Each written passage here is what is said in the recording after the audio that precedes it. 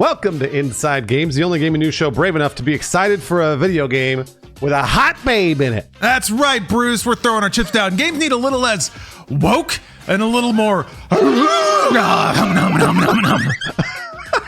had a lot of coffee this morning. Also, we're being sarcastic, guys. Stellar Blade launches on April 26th, and let's be honest, it's not really that complicated to see what's going on here. And yet, the presence of certain digital curves have thrown people into an absolute frenzy. Yeah, it just takes one crude scrawling on a cave wall and people start banging their fists on the ground. The always simmering and always rational culture warriors have a thing or two to say about Stellar Blade, ranging from accusations of censorship to just kind of outright paranoia, accusing media outlets of a coordinated conspiracy to defame the game.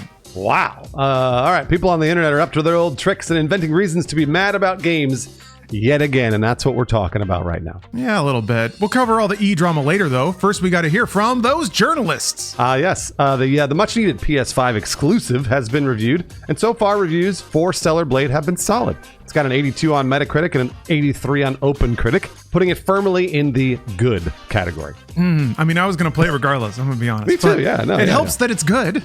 Yeah. IGN called it a gorgeous and well-crafted action game with very impressive strengths, but also dinged it for lacking substance in its story and characters. They wrote, for a brand new studio, Shift Up has certainly lived up to its name. The quality, variety, scope, and size on offer is exemplary for such a small studio. Yeah, it's really cool. They came from making mobile games right to this, so... Oh, wow. Good to see it. Destructoid said it offers a fast-paced action combat system in a unique world with a rewarding narrative. And GameSpot praised its strong battle system and exciting moments, writing, Stellar Blade's influences come from the last two generations of character action games, and it wields them proudly, channeling not just ideas, but themes, designs, and even stylistic flourishes from games like Bayonetta and Nier Automata. Jesus Christ. Speaking my language, these are some of my favorite games, so... Cool, right? It sounds like a solid action game, which we haven't been getting a lot of lately, so what could go wrong? Well, it's the gaming industry, so there's always going to be drama of some kind. For starters, there's apparently a racial slur in the game, or actually an allusion to one that immediately drew attention. Oh, sounds like we're going to need all our bravery for this one. So we'll cover the incident in full right after a quick word from today's sponsor, Factor. Today's episode of Inside Games is sponsored by Factor, who wants to help you because it's getting messy out there. It's getting stressful, it's getting expensive. Fast food used to be cheap, but that's not the case anymore. Luckily, Factor is here to help bridge the gap because they take the stress out of meal planning and set you up for success. Skip the grocery store, skip the prep work, skip that cooking fatigue. Instead, get chef-crafted, dietitian-approved meals delivered right to your door. With over 35 meals to choose from per week, including options like keto, calorie smart, vegan and veggie, and more, you'll find something that fits into your diet or your needs. That's what I do. I'm trying to hold it to around 1,800 calories a day. As you can imagine, that's really hard with fast food, but it's a lot easier with Factor. I just scroll their meals every week. I look for the little blue calorie smart badge, and that means the meals land around 500 calories, which is really easy to fit into my diet plan. Now, let's say you did have a big meal somewhere, you got caught in the drive-thru, and you need something small to compensate to land within your dietary goals. Well, Factor has you covered there too. Factor now offers loads of snack options like breakfasts, smoothies, juices, small bites, more to keep you going, no matter what's going on in your day. Get 50% off your first Factor box and 20% off your next month of orders using our link in the description and our code INSIDE50APR. Thank you very much for the support, Factor. All right, thank you, Factor. And last we left the story, Stellar Blade whoopsied and left a slur reference in the game. Whoops. Yeah. Several people noticed that a piece of graffiti spelling out hard is right next to the game's R shop, which looks like the phrase hard R when they're right next to each other. Yeah, I mean, very weird. As various outlets noted, the hard graffiti appears in various spots throughout the game, not only here. And Sony told IGN that it was unintentional and will be fixed in the game's day one patch. And I think it already is. Yeah. The public won't even see it. And this is a, developer in a foreign country. The hard R thing is very specific to North American English, so... Yeah, it's kind of funny. Anyway, developer Shift Up already addressed it in a statement, saying the placement of the two graphics near each other in Stellar Blade resulted in an unintentional, objectionable phrase. Adding Shift Up had no intention of creating offensive artwork and will be replacing the graffiti for the day one patch. I mean, it all seems perfectly reasonable, provided you aren't convinced that all games writers have formed a shadowy liberal cabal to shape the form of all Western media. If you don't believe that, you should be okay.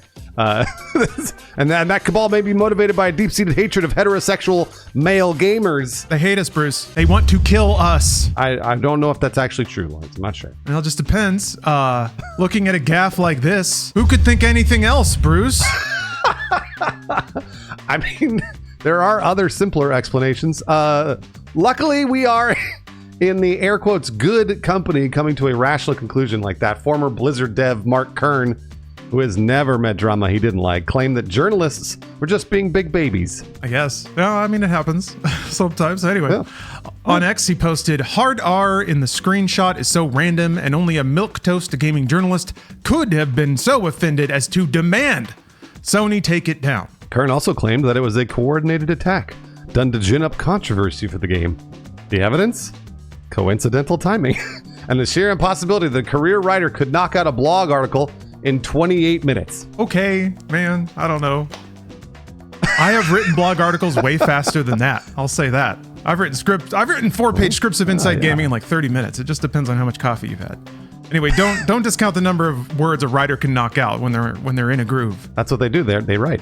Meanwhile, there's also been some mild grousing about the skimpy outfits worn by Eve, the game's main character in Stellar Blade. Kern, for his part, is a big fan of tiny outfits, called for his followers to support the game to show the world that men still love boobs, because that's, I guess, a lesson everyone has to relearn. I thought we just took that on faith every day the sun came up. Yeah, I think we do. Then again, there are already plenty of new games with prominent displays of mammaries, right? Yeah, and somehow this topic keeps coming up, even though the video game titties have never been, more pleasant. There have been other games recently, like you said, Final Fantasy VII Rebirth, Like a Dragon Infinite Wealth, Grand Blue Fantasy Relink, and even the first build of Hades 2. Honestly, it kind of feels like a tempest in a teapot. Obviously, Eve from Stellar Blade wears skimpy outfits, but it feels like some people are just getting worked up over a controversy that has not really happened yet. Yeah, it's the assumption that people are mad about it, and then people are carrying on as though it did happen, even though everyone seems chill.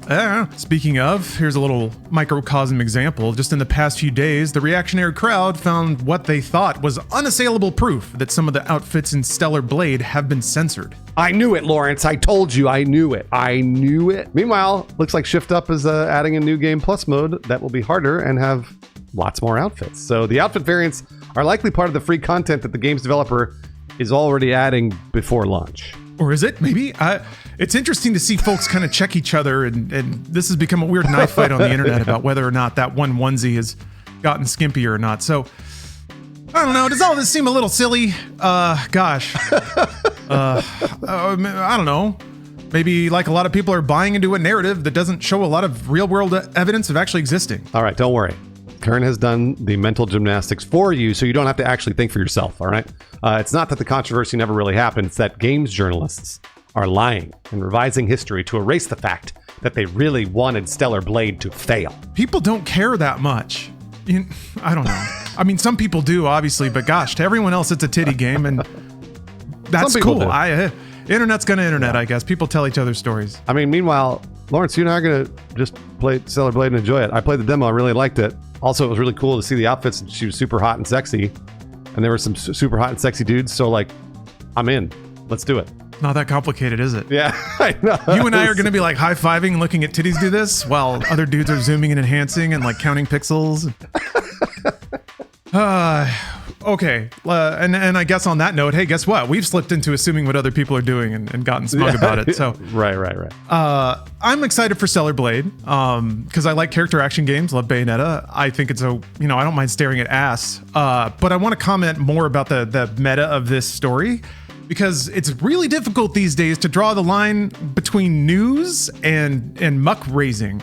Ideally, we put all the info out there and let you, the intelligent viewer, decide for yourself what's reasonable. But there are people that have successfully basically manipulated that behavior.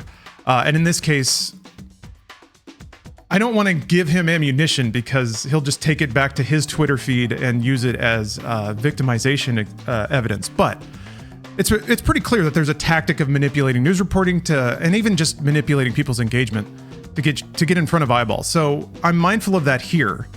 And I don't want to make the decision for you about what should be or shouldn't be included in a story. So it's an ongoing process, and I don't think we can say with precision where the line should be for every story. We just write it like it is, and in this case, it seemed noteworthy because I've seen people asking what the controversy about Stellar Blade is. The honest answer is there's not really one, but we have to cover what appears to be one for the sake of answering that story, or that question, I should say. So that's kind of long-winded. I only put that entire disclosure in there because this subject bounces off culture war stuff, and boy do the wasps come out and find any one thing they can get you on. So they've already done that and whatever. The good news is, by reporting on this, though, Bruce, we put out the honeypot. Oh, no. I know you're going to get busy. Oh, yeah. Oh, I'll be banning people over and over and over in the comments. I can't. If I see woke anywhere in any comment, they're gone. Even in like a good way or a neutral way? No. If it's in a neutral way, if they're talking about the word woke, I'm totally fine. I just woke up to an Inside Games video that I can't wait to watch. That's okay. That's all right. If they say go woke, go broke, they're gone. That's it. I'm done. Yeah, sorry for the long-winded explanation, but I don't know, game seems rad, and I feel like sometimes we have to clarify what we do here and why, because it's getting messy out there. Also, Lawrence, you wrote, it's possible to love tits and also respect women, and you're absolutely correct. They are not mutually exclusive. You can do both. Possible to love dick and respect men, too. So you're good to go on all fronts there. Just do it that way. And I also wanted to add to Lawrence's coda to the episode here. I'm sure I'll see some comments that are like, oh, they're talking about unbiased reporting. No, we're not actually talking about unbiased reporting. We are reporting this the way we see it, the way we feel about it. This isn't us being like, we have come on to do the Walter Cronkite thing.